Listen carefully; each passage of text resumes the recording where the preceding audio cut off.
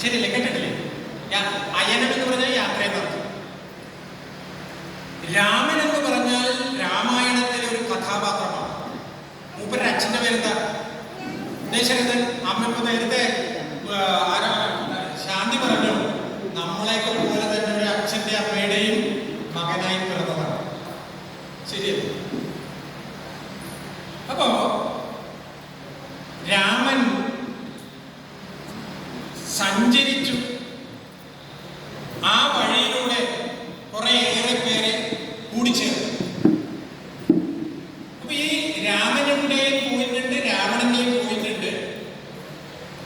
രാവണനിൽ ഇവർ രണ്ടുപേരും ഒന്ന് കമ്പയർ ചെയ്ത് കഴിഞ്ഞാൽ ശരിക്ക് ഒരു രാജ്യത്തിന്റെ രാജാവ് ആരായിരുന്നു? രാവണനാ. രാവണന്റെ അത്രയും വിദ്യാഭ്യാസം രാമന് കിട്ടിയിട്ടില്ല. ആഗമശാസ്ത്രത്തിന്റെ മറുകര കണ്ട ആളാണ് രാവണൻ. അതിഗംഭീരമായ ശിവഭക്തനാണ്. ഇപ്പോഴും ശ്രീലങ്കയിൽ കാണുന്ന ശിവലിംഗങ്ങൾ പലതും രാവണനാത്രേ. ഇങ്ങനെ പിന്നെ മൂപ്പരെ നാടിനെ കുറിച്ച് പറഞ്ഞാൽ സ്വർണം കെട്ടിയ നാട്. അപ്പൊ ഈ സ്വർണമയി ലങ്ക എന്നാണ് അല്ലെ.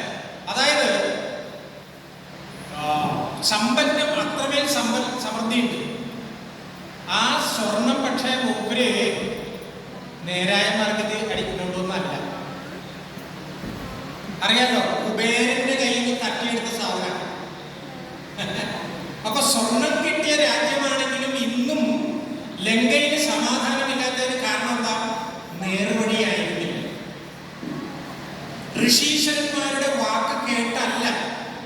രാവണന് 98 ഗുണങ്ങളുണ്ടായിരുന്നു, 2 ദോഷം. ഒന്ന്, ഗുരുക്കന്മാരുടെ വാക്ക് അശേഷം കേൾക്കില്ല. സഹോദരന്റെ ഭാര്യയുടെ ആരും വാക്ക് കേൾക്കില്ല. 2, സ്ത്രീകളോടുള്ള മൂപ്പരുടെ ഇടപഴകൽ അത്ര നല്ലതല്ല. ശരിയല്ലേ? മൂപ്പരുടെ പേരിൽ ഇന്നൊരു കേസ് കൊടുക്കുകയാണെങ്കിൽ 18 കേസുണ്ട്.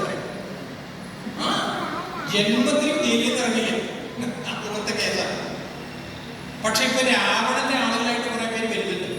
രാവണനാണ് ശരി, രാമനല്ല എന്ന് പറഞ്ഞുകൊണ്ട് കുറെ ശരി ആളുകൾ വരുന്നുണ്ട്. അതവിടെ ഇരിക്കട്ടെ. അപ്പോ രാവണൻ തോറ്റുപോകാൻ കാരണം 2 കാര്യമാണ്. എന്തൊക്കെയാണ്? ഒന്ന്, ഗുരുക്കന്മാരെ നിന്ദിച്ചു. 2, സ്ത്രീകളെ പീഡിപ്പിച്ചു. ഇത്രയുള്ള മൂപ്പരുടെ കുഴപ്പം. ഈ രാവണന്റെ ഭാര്യ മണ്ഡോദരി,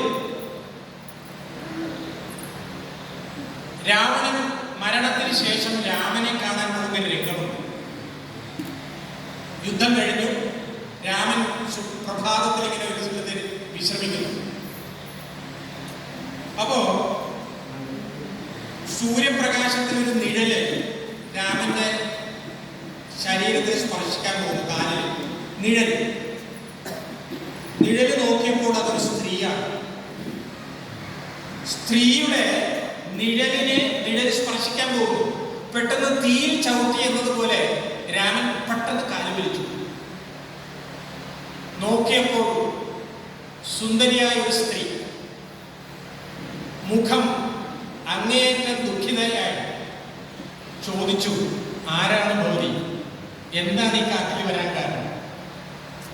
അപ്പൊ ആ സ്ത്രീ പറഞ്ഞു, അങ്ങക്ക് അറിയാവുന്ന ഒരാളുണ്ട്, 3